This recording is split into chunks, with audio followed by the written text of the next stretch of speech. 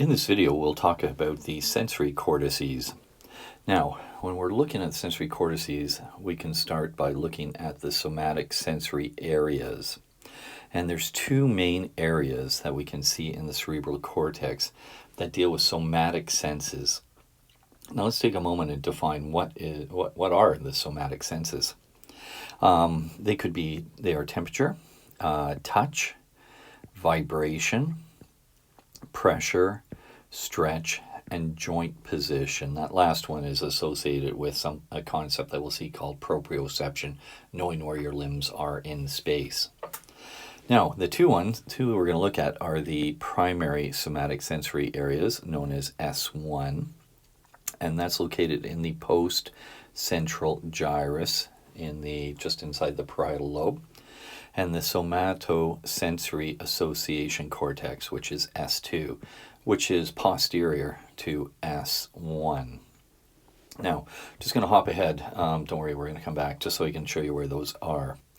So here is the primary somatosensory S1, and you can see there it is, and that's the central sulcus right there. So it's the post-central sulcus. That's S1. And S2 is located posterior to it. Okay, so let's go back and kind of carry on what we're looking at. So we had talked about mentioned the primary and the secondary, which is the S2, the somatosensory association areas. Now we also have areas for special senses, which would include what you would think they would be: touch, vision, hearing, smell, and taste. And each have a primary unimodal association area, as does the sense of equilibrium, which is balance. And these are found in all lobes of the cortex, except for the frontal lobe.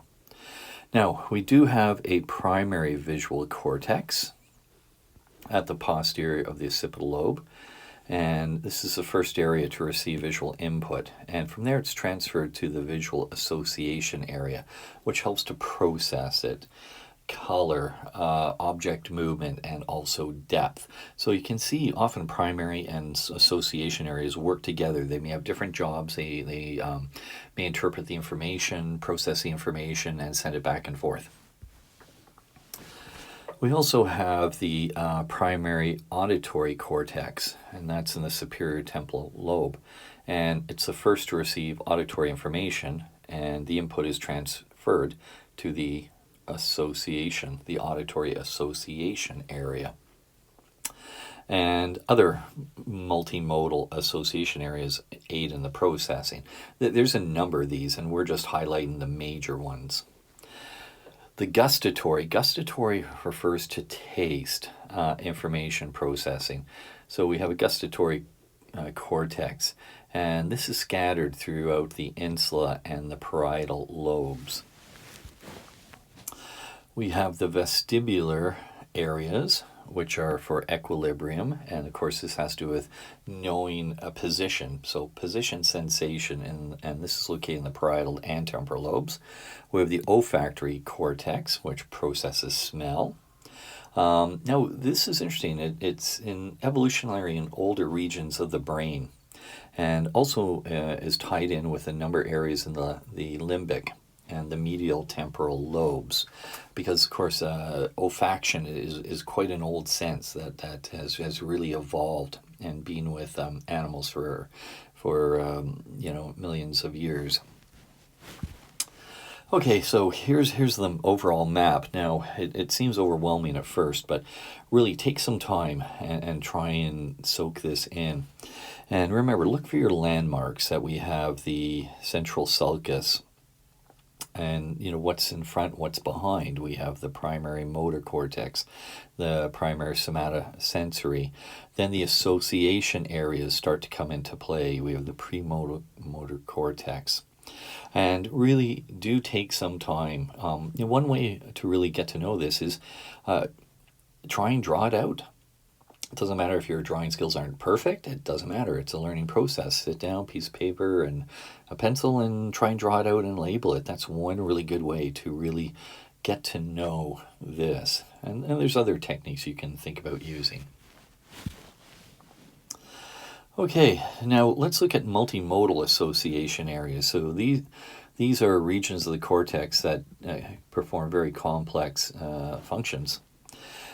Now, let's look at language. And this language has two main areas that help in the processing. And of course, these are named after people. That's where the name comes from, Broca's area. And this is a premotor area in the anterolateral frontal lobe. And its big role is the ability to produce speech sounds.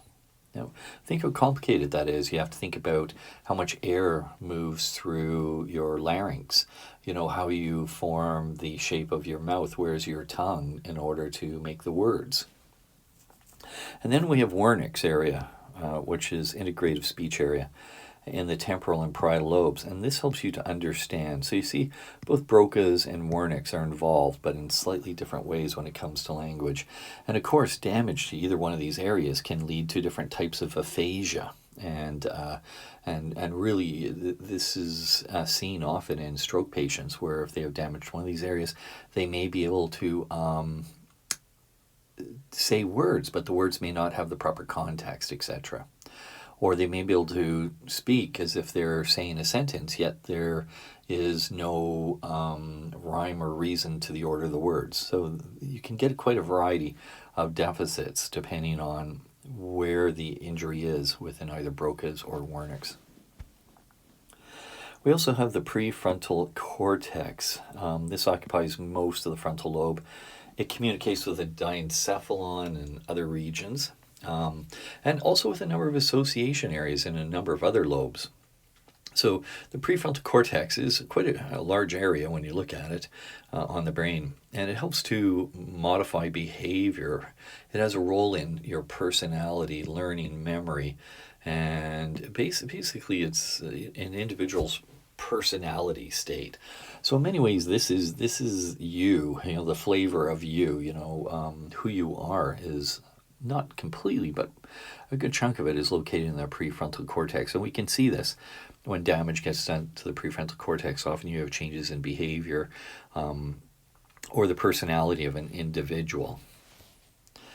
We also have parietal and temporal association areas. And these actually take up most of those two lobes. And what do they do? Well, a number of things: integration of sensory information, language, maintaining attention, recognition, spatial awareness. So you see a lot of activity is happening here. So really, they do earn the title of being multimodal association areas, because that's a wide-ranging list of tasks that they actually do. This is a great summary.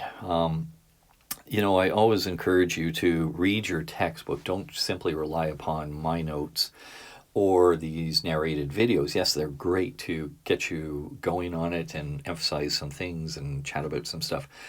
But the textbook really leads you through everything from A to Z. Now, the other thing I like about it is once you get an understanding of the different areas, charts like this are really good to help reinforce your knowledge or to review. It would take maybe 5 minutes, 10 minutes at the most, once you know the material, to come back to this chart every few days and work your way through and just reinforce that knowledge as you go. Because remember, the key to becoming a successful learner is about time invested and repetition. Okay, so we're going to end it there. In the next video, we're going to come back and start to talk about some of that gray matter that's deeper in the brain, such as the basal nuclei and all the subdivisions associated with it.